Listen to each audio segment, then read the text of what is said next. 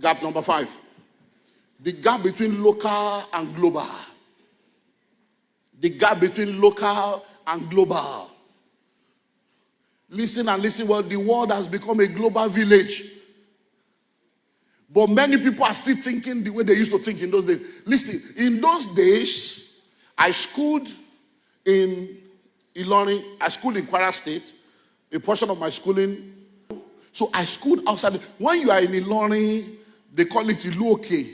You see, when you are in places like Ilorin, they will now say that, Ekolowowa. That's the mindset that money is in Lagos. So you have to travel to Lagos.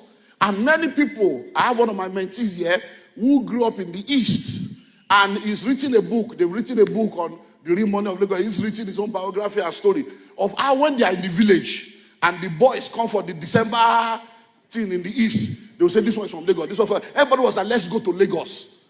That thinking is making a lot of people to stay in Lagos when Lagos is not for them. There are people sitting down here in Lagos. In their family tree, in their village, there is 700 acres. That is sitting down there that nobody's touching. Nobody's contending with them. But they are in Lagos, struggling in one room, looking for a miracle. There are people in Lagos that should return to their village and go and be a big fish in a small river. But they want to stay in Lagos and be a small fish in a big river. When I say local to global, the same way people think they have to come to Lagos to make it, when you can actually make it anywhere now, people think they have to travel to make it.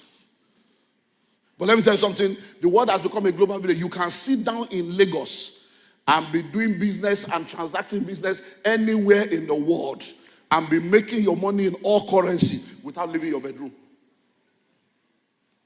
Hello? So that gap needs to be bridged.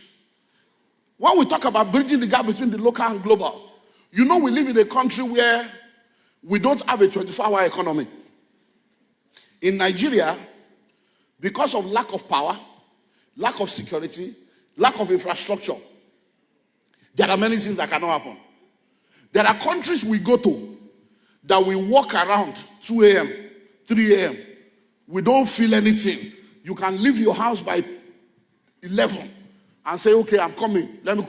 Can you try that in many places in Nigeria? No.